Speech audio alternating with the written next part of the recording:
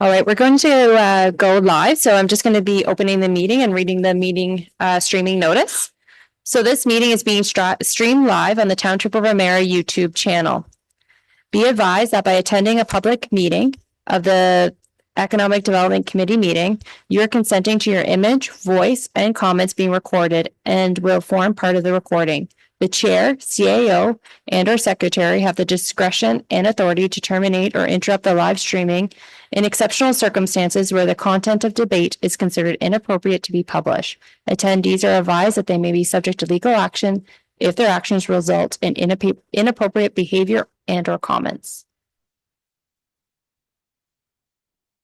Okay, good morning, everyone, and thank you for taking time in your schedule to attend the last Economic Development Committee meeting of the year on December 5th, 2024.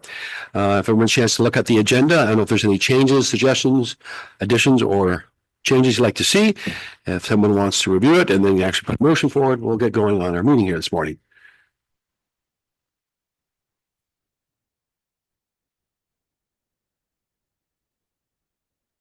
I'll make a motion to put it on the floor.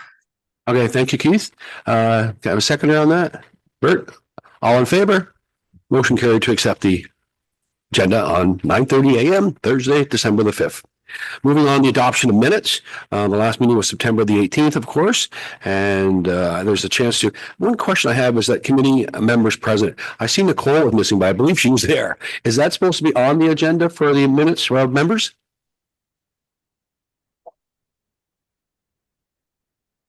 Yeah, sorry, I must have just by accident missed her. So yes, I will. I'll add Nicole's name to that. And I believe Celeste too, because I think she had comments with Jim. So just so we know always who's present. Yep. Thank you, Nicole, because I know you made a lot of presentations, so I want to make sure you got recognition for that as well. So if you have any other changes, can someone to put a motion on the table to accept the adoption of the minutes from September 18th from the Economic Committee meeting? And we'll adopt them as amended because we'll make those amendments. Thank you, Ashley. All right, thank you, Jennifer. Seconder. Bert, great. All in favor? Opposed, if any? Motion carried to accept the minutes from the September the 18th. Moving on to economic development meeting dates. Ashley was kind enough to send us basically a new calendar for 2025. And if you have a chance to review that, if there's any changes, of course, technically there's no meeting in January, but we will have one. The next meeting will be the 27th of February. So if anyone has any suggestions or changes, please let us know. But I think it's pretty straightforward for the actual agenda for next year and of course the minutes. I do have a question. Can I confirm the time? Yep, it'll be 9:30. Okay, perfect. Thank you.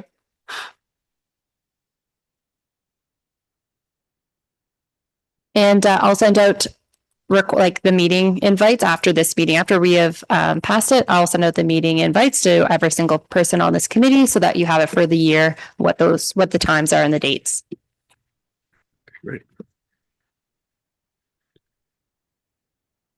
No other changes to the schedule? We're okay with that, everyone? Everyone's fine? Okay, great. Super. As Ashley mentioned, it's 9:30 a.m. on Thursday. So moving on to the actual budget. We have a copy in our actual file here today. So if everyone wants a chance to review the budget numbers. Ashley, you want to give us an update on that, please? Just before that, we'll just need a mover and a seconder just for the meeting dates, because we'll be passing that recommendation that the committee approves the way it got printed. It's not putting the recommendations on there, but the recommendation for the meeting dates would be that the committee approves the economic meeting schedule calendar as presented. So I'll just need a first and seconder for those. Okay. Thank you, Jennifer.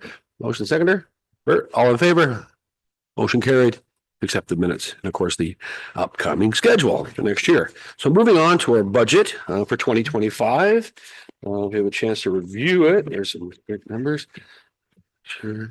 So I can just provide a brief overview. So with the economic development grant, this will include completing a economic development strategy in 2025, as well as hiring 2 students to complete the kind of getting a database for businesses and to kind of piggyback on what the County Simcoe is doing in regards to the employment survey.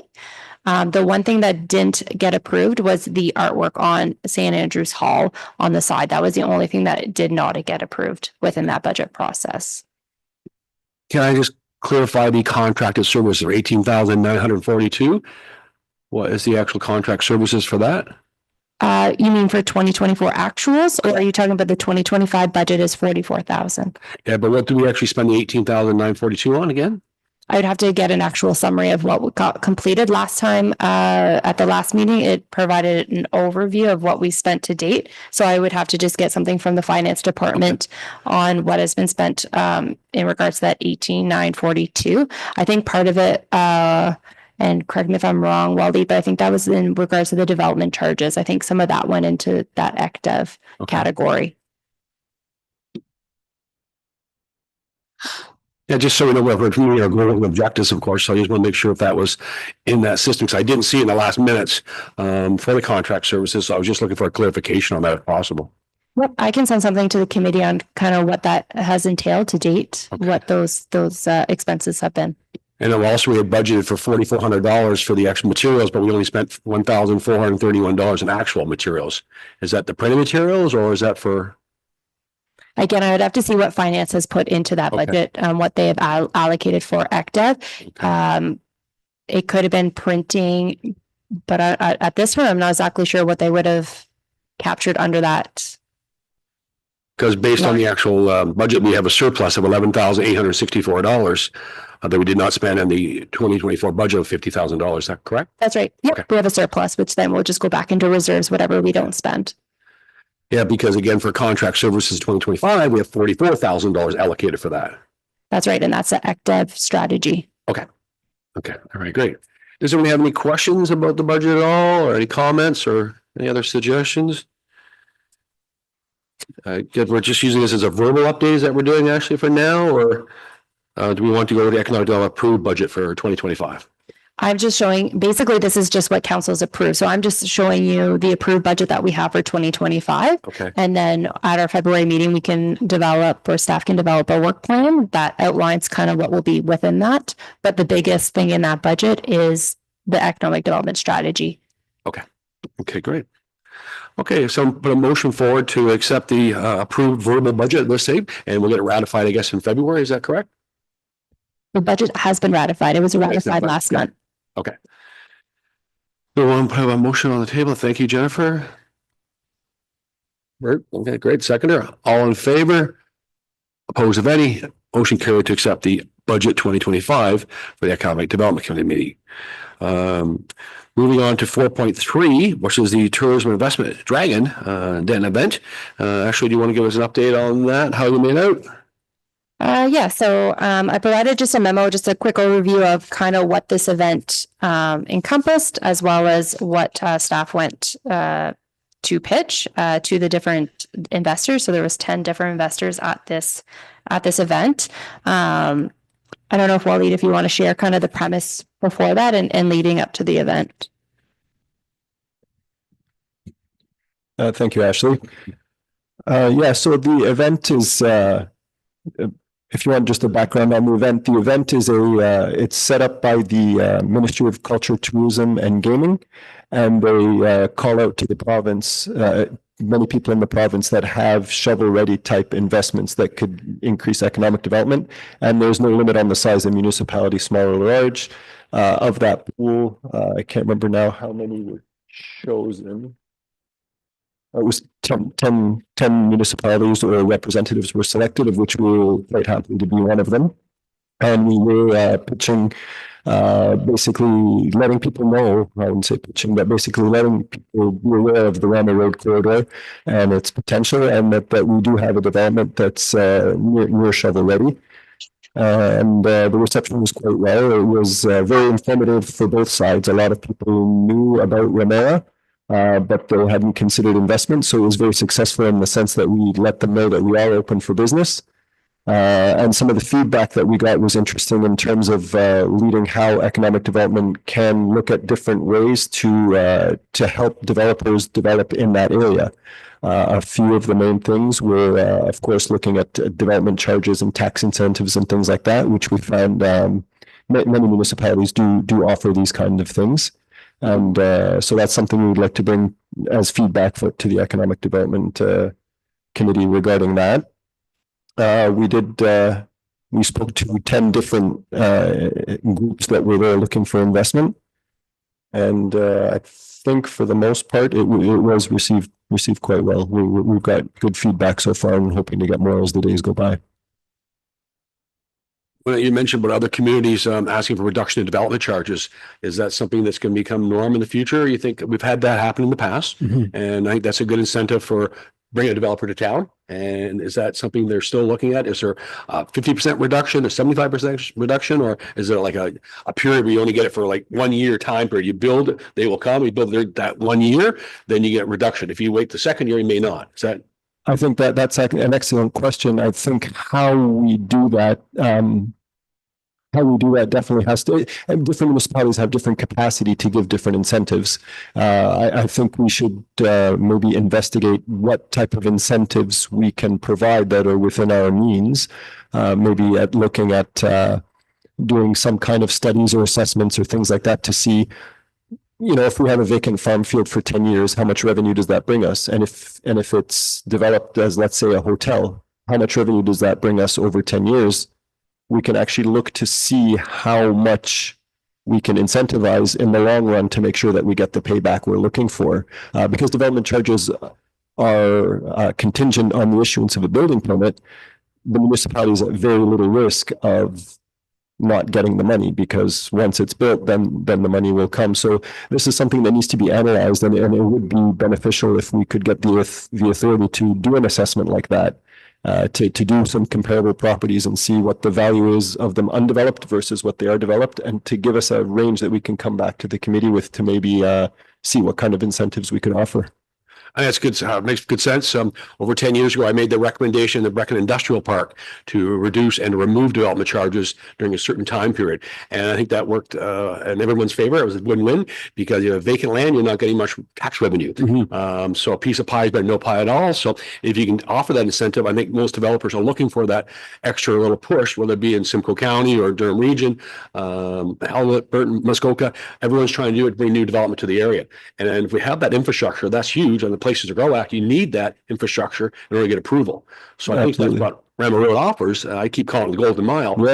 It's got an opportunity that is endless, but we just got to get someone to show up at the door and start getting shovels in the ground, because that's obviously a long process sometimes. That's true. And what we did find out from all of them is that development charges, no lender lends you the development charges. So that's cash up front. So even tiered payment structures, tax reductions in the property tax, because it takes 3 years or so to stabilize the business with steady revenue and marketing, things like that. So if it's a very high property tax bill right from the onset, it does make it difficult. And we do have to accept the fact that we are competing with other municipalities that may be more less risky in terms of, like it's a little bit uncharted territory right now where we are in Ramara. We know the value in it. We know the proximity. We know the catchment area. But in order to lure the first 1 or 2 investors, it is going to take some out of the box thinking. Is there anything else we can do as a committee to help speed the process up? Like, we're sitting in this chair 4 or 5 years ago, we talked about having high-speed internet to our community. I think we've been able to, through the SWIFT program, have most ends of our township from north to south covered off in high-speed internet. What we still lack, of course, for development is natural gas. And I know we've had conversations with the gas companies. Is there anything else we can do, or any other suggestions we have to make it more attractive to a developer come here? Because natural gas is obviously an important factor. Or are you looking at people putting, in parts of Europe, putting solar panels on the roof now to obviously harness the actual electricity that way? Is there anything else we could do as an incentive?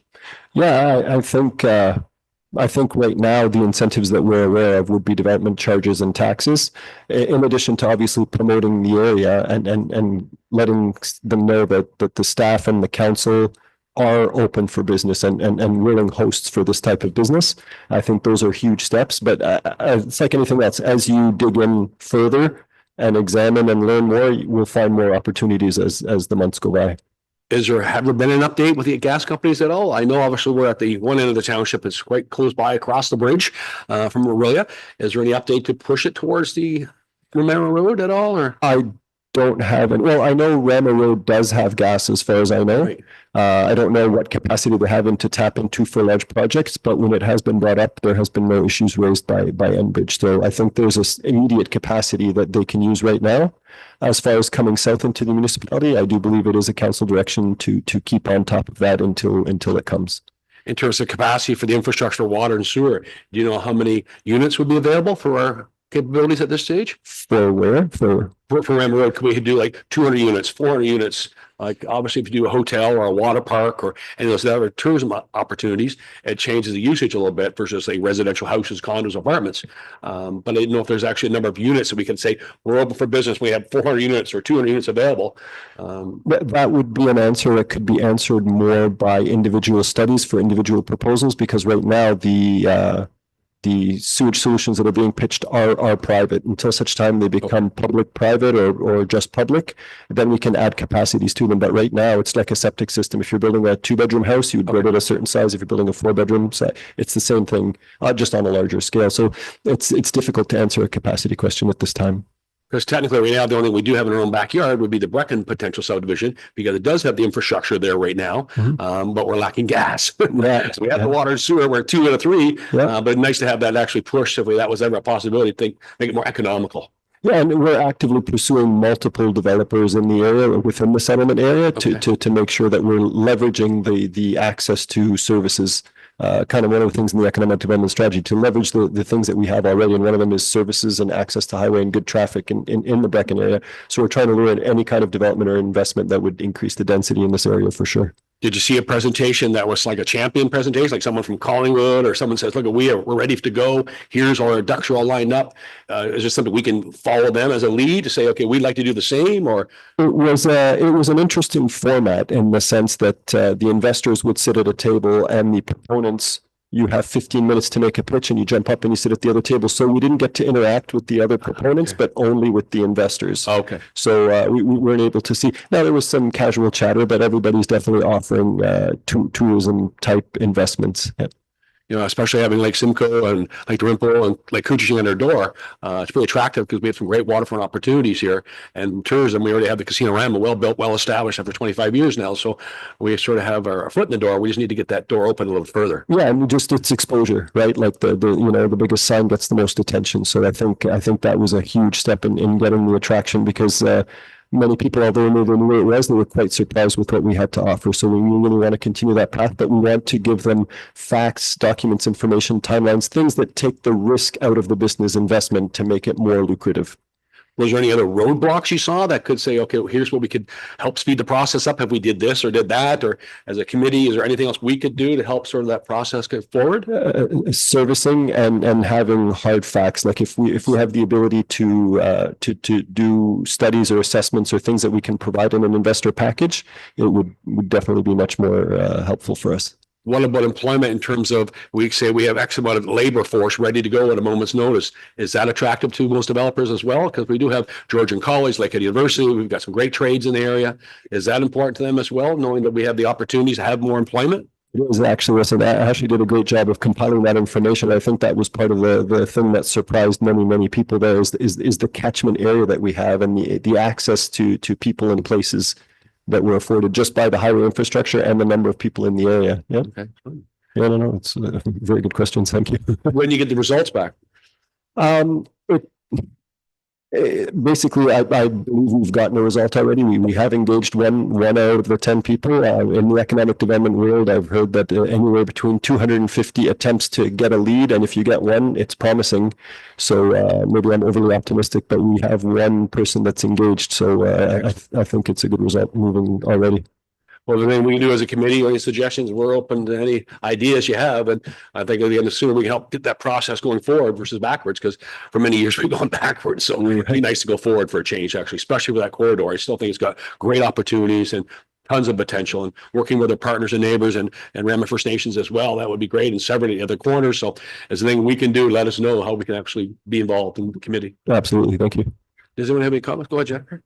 Thank you. I'm wondering, as we're chatting and trying to come up with things that we can do as a committee. I know that we're working on our active strategy next year, but that's not going to begin until Because I thought if this could be something to get those facts and numbers to bring forward to council as far as getting like the tax incentives or but if that's not going to be prepared until starting in the summer, that might be a little long. Is there any way we could maybe engage Minot just to do a preliminary idea, just because she's numbers, so she can understand and say, hey, like this is what you would be by not collecting DCs, but this is what you'd be getting in tax, and this is how long, like just at a very scratch the surface level, just to bring something forward back to AcDev that we can bring to council, so that maybe we can get it in front of council, like how when you brought before with the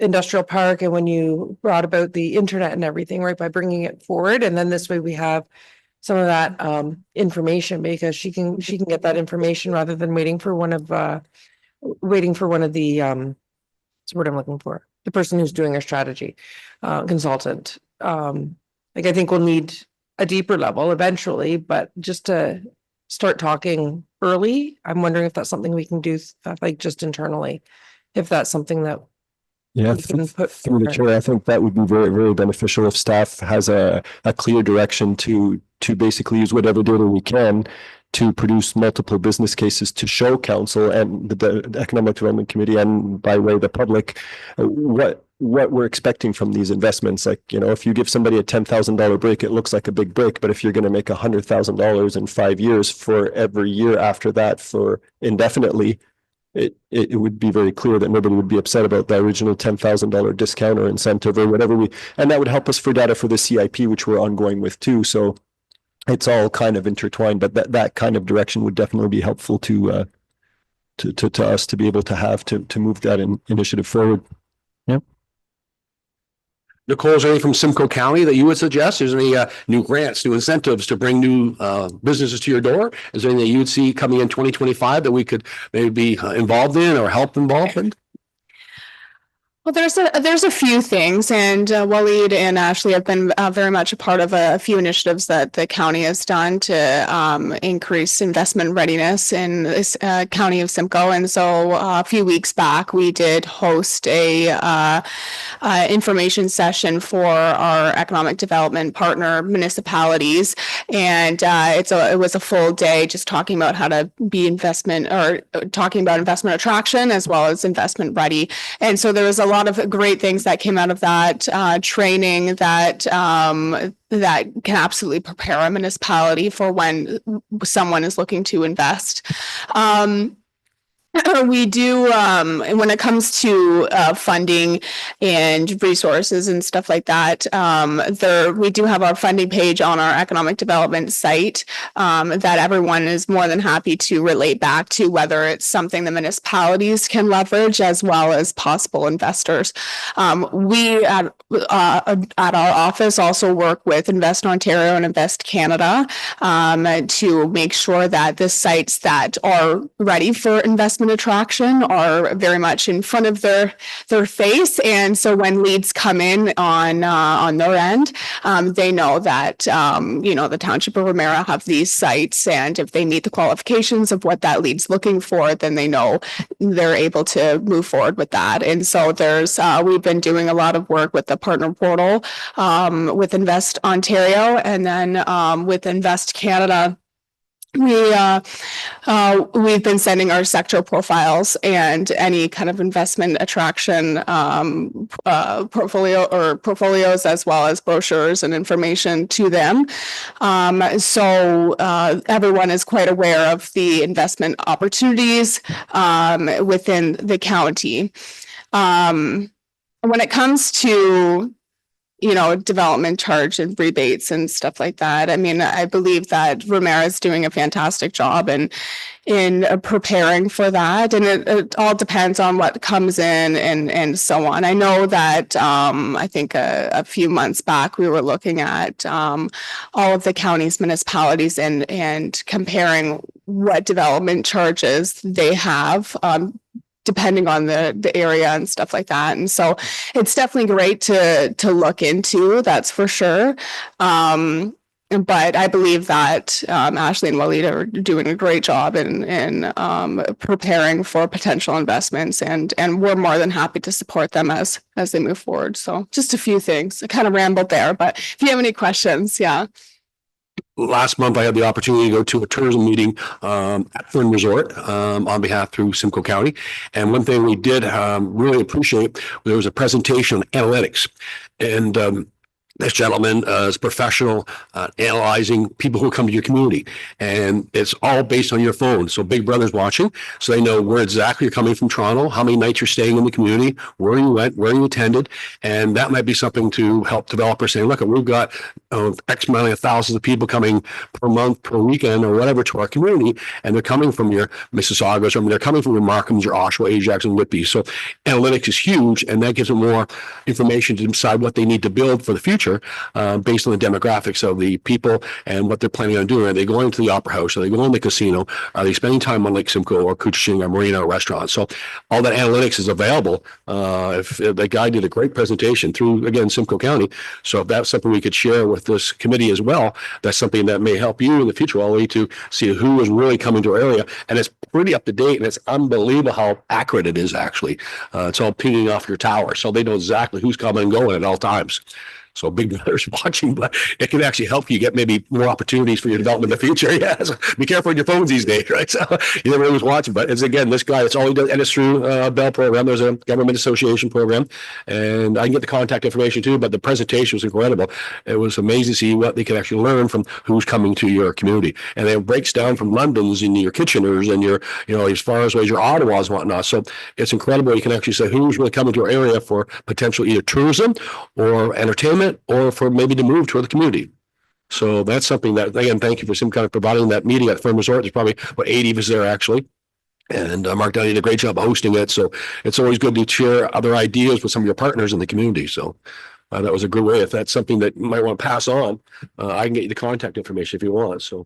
Yeah, through the chair, if I can add a little bit more to that. Okay, good. Tourism Simcoe County has done a fantastic job with the geofencing project, that's for sure. And I know that Brendan from the Tourism Simcoe County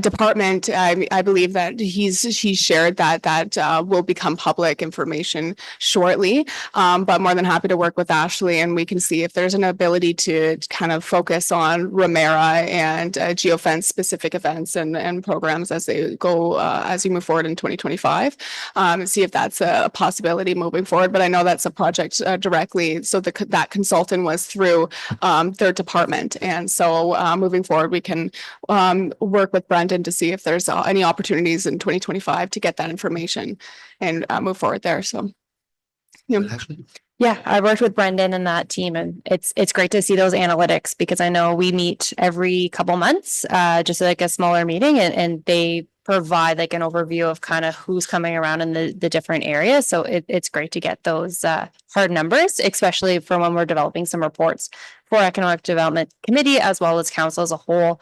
So I'm wondering if we want to make a motion and put something on the floor to give staff direction to start working on something, and whether you want it to be if this would work for staff to prepare a report on business incentive opportunities for Ramara Township. So that could be whether it's Ramara Road or even here in the Brecken area. So if you want to, if you're okay with that direction for us to then go ahead, we could bring it back to the committee, and then, or if not, council. And that's an excellent idea, because the information is already available. And like I said, the detail is incredible. It shows you where postal code you're from, what is your average salary in that area, average price of house, your job, your age, some great demographics on that profile. I don't think I can put the motion on, because I'm sure. No, I can put the motion on the floor for you. Okay. Thank you. All right, and then we just need a seconder. A second of, okay, thank you, Keith. All right, Jim, thank you, Jim. Thank you. All in favor? Opposed, if any? Motion carried to put that motion on the table to get more information for actually to utilize in the future. And so that's something we can use in 2025. Again, anything we can do to try and help to stir new activity and get new developments to say, hey, this is the people coming to our area. This is something we want to work towards. So that's great. Absolutely. And some of those key statistics were used in some of our reporting, as we reported at the Dragon's Den event, is what does the Ramara Township population look like? What's the individuals looking for a job, all those kind of statistics, those hard statistics. We did present that, and I was able to research and get all that data. Super. Does anyone else? Jennifer? Yeah, I just want to add to that, just to put it out there in public domain, because I do know that we do have people watch these meetings, like residents, but also a little bit beyond too. And I just wanted to comment on something that I had learned, which I think is fairly freshly public, that the County of Simcoe has on their website, and that's the open.simcoe .ca. Is that the right website? Open.simcoe.ca. And there is all kinds of stats and information on that webpage. It's a lot of information. I think most of the information is pulled from Stats Canada, but it's actually, you can find it. I know I've tried to navigate Stats Canada website, and it's been challenging, but the way that it's laid out, and there's maps and overlays and everything. So open.simcoe.ca. I spent a lot of time on that website, and I find fascinating things that you wouldn't even think to think. And it really paints a picture, and has actually given me a better understanding on why maybe sometimes things look the way that they do, not just within Ramara, but in other surrounding municipalities as well. So it's a really, really useful information. So applaud to the county for that information as well. Okay, great. Again, any work we can put towards the future of 2025 to get more details, to help developers, to help builders come to our community, we're in a better position. We have some great assets. We just need to get it out there to promote it to the general public and let them be aware of it. Is there anything else we want to discuss in the Dragon's Den? Actually, any updates that way? No, anyone else? Go ahead, Bert. I just, back to this initiative, I think you've already answered it, but the next step in it is they contact you. You've already said that you had contact. Yeah, so if there's a particular project or investment opportunity that they see, or if they even just want to engage more about the area in general or the township in general, that they would reach out. And I guess it's customary that we reach out as well to follow up. So it's a back and forth, but it's one of many opportunities we look forward to getting the township official representation at as the year goes by. Very good. Question, do you find that whether it's more commercial versus residential or combination, or is there any, I doubt industrial, but probably more commercial? Is that still the goal for the Ram Road, or is there some apartments still possibly for the residential category too? The way the policy is now, it still allows for some residential, but it's resort residential style. Okay. So with no unit being the primary residence at this point. So right now it would be mainly commercial type enterprises, resort style enterprises. Are they looking on a mid or high level sort of range in terms of density, or is it more small to medium? There is no specific density just because the density is limited by the servicing, Right. But we would like to minimize the use of land for sure. So higher densities would be better suited for creating a feel of a resort area as well, but also limiting the use of resources. The land is finite, so if we can compress things, it would be much more beneficial over the long term. Because you got some major people there right now. This is the 100th anniversary coming up next year for Fern Resort. Obviously Casino Rama, Days Inn, a couple of marinas there as well. Our friends at Rama First Nations, there's some great assets already established there. So you got a water, Kuchiching, and of course Green River, Black River, there's some great spots there. So it's how do we enhance them to say, look, we have a great opportunity for someone to come here and build it, they will come. That's the old Field of Dreams story. Exactly. And it's almost like anything that's, we talked about this, nobody wants to be the first development, right? So I believe that once we get one, it will change the dynamics of how we promote. But right now we have to try very hard to promote the first one for sure. Yeah, I'm sure there's lots of competition out there from other communities across Ontario. Saw it firsthand, yes. Okay, great. We have the motion on everything else we need to actually to cover that. So that's just more information. And then we'll move on to 4.4, the Economic Development Strategy Review. Yep. So this is just an update on that 2018 to 2023 economic development strategy. So basically, I just broke it down from what was in the plan. So that goal, objective, action areas, and kind of the update that we have within each one of those different either action or objectives. A lot of this is a very high level overview. Some of it I wasn't around for. So I'm just trying to fill in the gaps of kind of where we are right now. So whether it has to do with internet, a lot of it has been advocating for things like servicing natural gas. And so our members of council and CAO and staff have been going to like AMO or Roma or other different type events to advocate to increase infrastructure in the area, applying for grants, so on and so forth. It's quite a large document. So if members of the committee have any questions in regards to the follow-up and things that we missed, there's some things that will be completing this year. So the signage plan was budgeted for, and so we'll be creating that to kind of create a strategy on how to update the rest of the branding throughout the township, whether it's parks. I know wayfinding was a big one, so trying to get some of those signs up, so on and so forth. Do comment, Nicole? Oh, that's right. Does anyone have any questions in reference to the development strategy? Obviously, with the actual update, it's quite a detailed analysis here. So I think we're all trying to work together with our partners, whether it be the Chamber of Commerce, the obviously neighbors around the area, Severn Township, towards Lake Country. Is there any other comments? Because we have some action areas. Did we achieve most of our goals on our action areas, Ashley? So a lot of them, we have completed it, or it's things that are still in place. So something like the CIP, Okay. A lot of the different one-on-one with businesses and surveys have been completed. But just with the change in leadership, I think in 2025, our ultimate goal is trying to get that over and finally get it going within the Township of Ramara. Something like a market available land and investment opportunities. A lot of these objectives were in regards to the industrial park, which is done, but there's things that we could do with other different land that we have around the Ramara.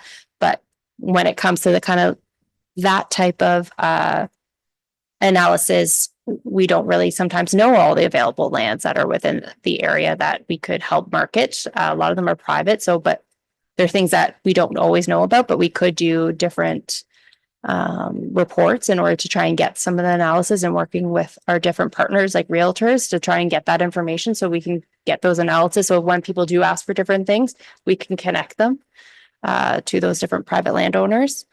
But most of the things, sorry, my computer keeps wanting to shut right down, and so I can't touch it every 5 minutes, and this is one of them. But most of the things we have completed. A lot of it was about advocating for different servicing and so on and so forth, which our council has been doing. But yeah, I think most of them are pretty done. I know our official plan has been long overdue, over 10 years for getting updated.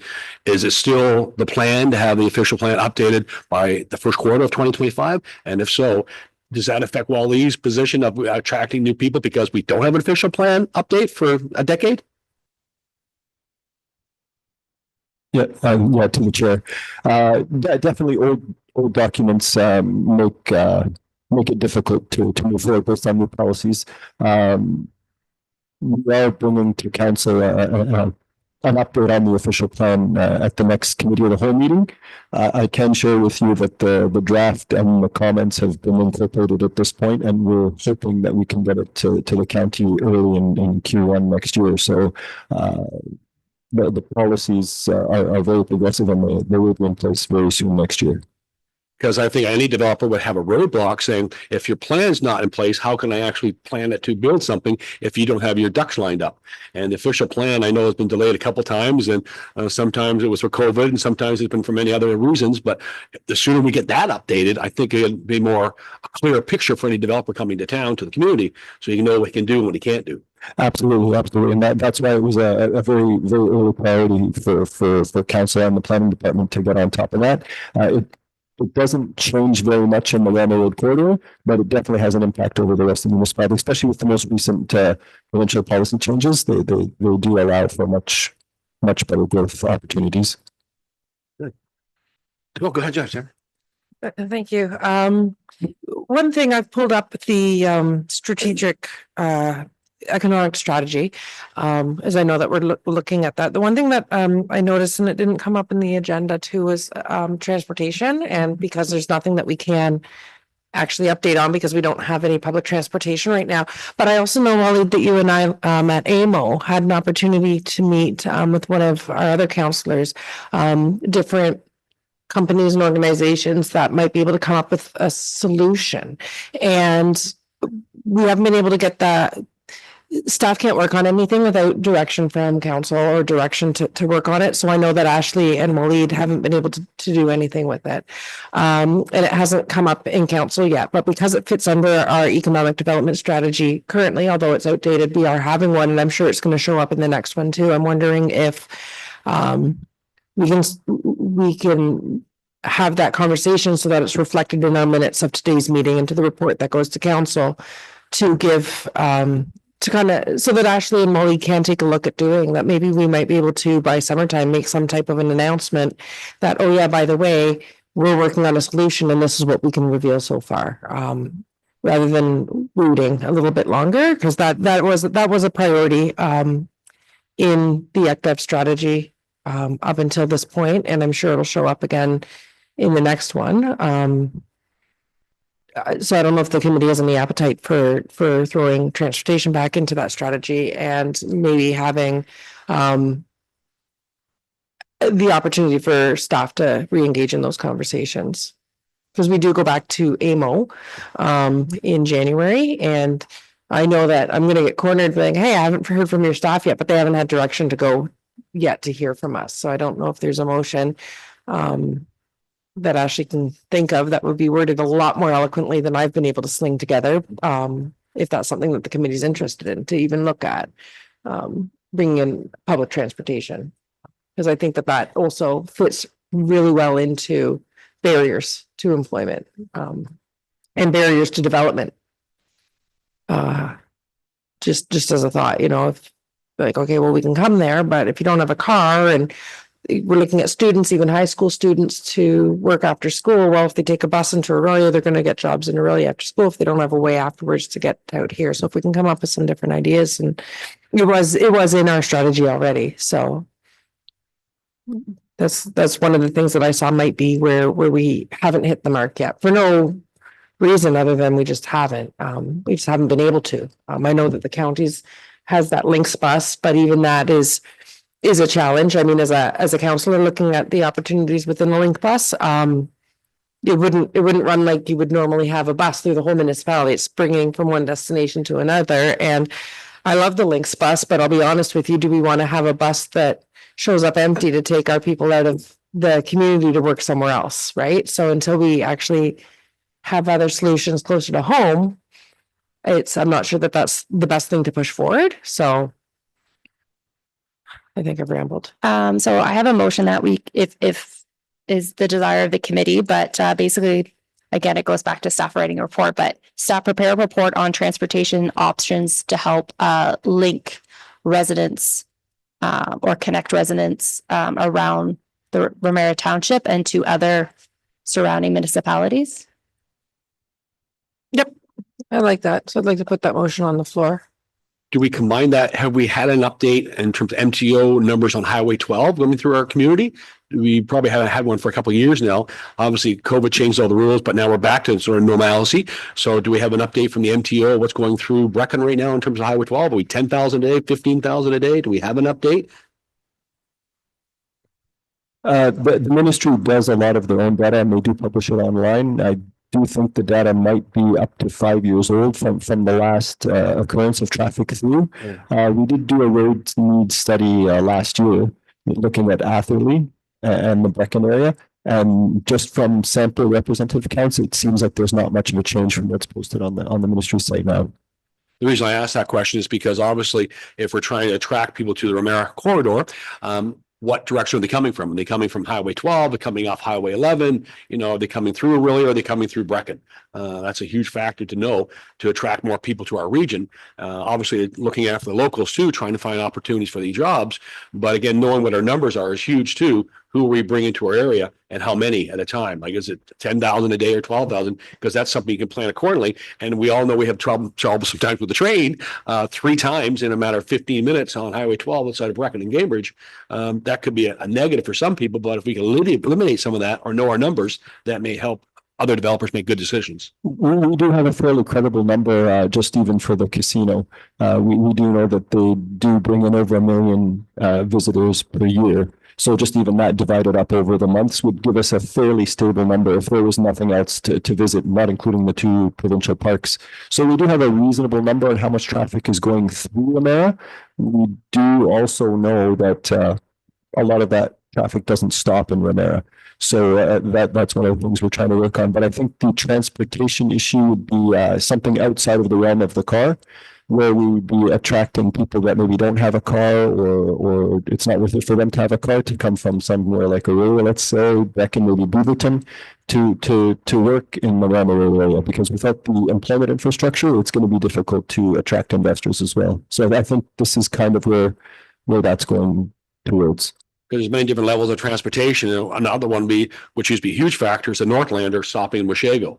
If you want to come up from Toronto, you had the opportunity to come by train. Of course, that's so Brecken and Cambridge, all these little towns were built by the train coming through the old milk runs the old days. So is there any still updates on the Northlander at all in terms of Washego transportation? Yeah, so at this time, the ministry is saying that the Northlander will begin in 2026 is what they're, yes. And so council, as part of their delegation, again, is to, at Roma, is to try and create that business case for there be a stop in Brecken to Cambridge area. So that is one of the delegations that they requested. So you think it's possible that Brecken stop? That's it. They're stopped anyways. It's two trains meeting each other, so it makes sense. They're kind of stopped anyways. Might as well get off. Step there. Again, I remember the train was stopping Beaverton all the time, so it was never not impossible in the years. Of course, I would love to see that happen. And obviously, look at Europe. Everyone gets through the towns by train. So it'd be nice if we had that opportunity too, because that may help more developers saying, you can bring people by train. That's huge coming up from Toronto. And Casino Rambo will probably welcome that as well. Sometimes we got snow issues and weather issues like that, and the train usually doesn't have those issues. So if we had something like that as a goal to say, okay, get them stopped in Washego at the end of Ramara, or get them to stop somewhere in Brecken, Lagoon City. I'm sure a lot of people would love to take the train down to the Blue Jays game or something like that in the city. Absolutely. And this is a good time to work with our partners, someone like the city of Aurelia, because when you think of those individuals traveling from the city of Aurelia in between, or live in Washego but work in the city, or so on and so forth, how can we try and get those individuals as well, instead of them going to Barrie south to hit the GO, can they somehow come towards us because it's a lot closer? Obviously, the new Bradford pass may change things a little bit. And of course, the GO train there is a little bit closer to us, but it'd be nice if we had that opportunity to connect through the two on Highway 12. So I don't know if that's pie in the sky or a pipe dream maybe, but it would certainly make sense for transportation if we're trying to eliminate some of our transportation services to have a train which goes by our door every single hour almost. It'd be nice if we get them to stop every once in a while. So anything else in terms of that? Pardon me? Just the motion on. Oh, yes, because I can't do it. No. So the motion that Ashley read about getting a report from staff. Can I get a seconder on that or first? No, I'll do the first. You have to get a second. Can I get a seconder? Okay. All in favor? Opposed, if any? Motion carried to think that. Thank you, Ashley, for that motion. That sounds great. Any new business? Anything unfinished from before? Anything new to bring to the table? Any new suggestions on how we can attract more business? Because we're always on those suggestions. Anything else from Simcoe County, Nicole, that you think is up and coming for 2025? I have a few updates I can share with the group. Please. This is an appropriate time, if that's okay. Yeah, awesome. So from the County Economic Development Office, in regards to talent attraction and retention, we've been organizing industry tours for specialist high skills major students, which are in grade 11 and 12, and have been bringing them, or the idea is to bring them around the county just to show them career pathways. And so far they've gone to the Lake Simcoe Regional Airport, and actually this Tuesday, they went up to Collingwood and toured McLean Engineering and Sensor Technology. And also they were given a presentation by the Georgian College South Georgian Bay campus. And there was a workshop, at the South Georgian Bay campus at Georgian College, and a presentation by Lakehead University. And we're looking to organize more tours in 2025. And so that's on the docket. We have also organized a essential management training. It's actually happening today at the County of Simcoe's Administration Center. And that was open to all organizations, no matter the industry, and to give them more soft skill training and middle management essential training. And so that's actually happening today. And we're looking to do additional training to take place in 2025 in partnership with Lakehead University and Simcoe Muskoka Skillforce. In regards to business retention and expansion, we're looking to coordinate another manufacturers event in 2025 following the success of the 2024 forum. So that actually the forum was the 5th of November, and we saw great numbers. We had around 130 people attend, and it was just a morning event, but have received really great feedback following that event. So we'll be looking to do another one in 2025. We also are hosting the 2025 Municipal Agriculture Economic Development and Planning Forum in partnership with OMAFRA, and which is the Ontario Ministry of Agriculture, Agri-Food, so sure. They're undergoing a name change, so whatever I said most likely will be wrong tomorrow anyway. So but in partnership with them, so that's going to be hosted in October. And this brings together industry stakeholders and leaders from economic development professionals, planning professionals, as well as employers directly in the industry. So lots of planning to do with that. That's a big conference, so looking forward to that. And I already spoke to the investment attraction initiatives, and so that's those are big projects we're looking to bring into 2025 as well. We did just for everyone's knowledge to actually yesterday host an Ask an Expert event, which is an ongoing event in partnership with our entrepreneur ecosystem. And we brought together experts from Lakehead University and Georgian College to share how businesses can engage and collaborate with the local institutions in their talent strategy. And so that was yesterday. It's also an opportunity for those available to attend live to ask the experts the questions, anything that directly associated with their business and stuff. So if those aren't able to join at that time, the recording is going to be available on YouTube very shortly. So a few initiatives from the county there. Just a quick question. You said you're teaming up with Georgian College, which is a great advocate and a great partner in our community. There's going to be a large demand for labor force very shortly. Electricians, plumbers, welders, all that is going to be a tough for a lot of people retiring. Do you think maybe going after grades 11 and 12 maybe and saying like this is an incentive to get even considering that job opportunity? Because so electrician, you can pay them $200 an hour. It's a pretty good incentive, but everyone wants to be president of Facebook, but only the president of Facebook. So we need to get these people thinking that the trades are a great opportunity, which I do believe in a great opportunity. Georgian College is a great way. Is there any way we can push the grades 11s and 12s to consider an option or thing we can do? Well, absolutely. So so in those industry tours, that's kind of that's what we're trying to do, is expose them to those career pathways and share that information. We also are hosting another skilled trades apprenticeship expo. I think actually the tentative date is May 22nd, and that's also a great opportunity to get the young generation out and experience the trades and understand that's a very liable and fantastic career opportunity. So a few things there, and more than happy to have that partnership as associated with Ramara for sure. It's open to all of the county, and happy to kind of engage more of the surrounding schools wherever we can, and surrounding employers to be representatives at that expo, for example. So just a few things, but absolutely that's one of the priorities from our office, is to make sure that not only the younger generation but also share that with their parents and such, to know that because of how much of an influence they have on it, that skilled trades and apprenticeship is a fantastic avenue after high school. We, as the Chamber of Commerce last year, Ramara, we did our job fair. We had a great success story from many different local employers looking to hire students and people of all ages. So I think there's still a demand for that in our area. And if you can work in your own backyard and live in your own backyard, it's a pretty good opportunity instead of commuting to the city all the time. But that's where I think Georgian College has done a great job to help promote the trades.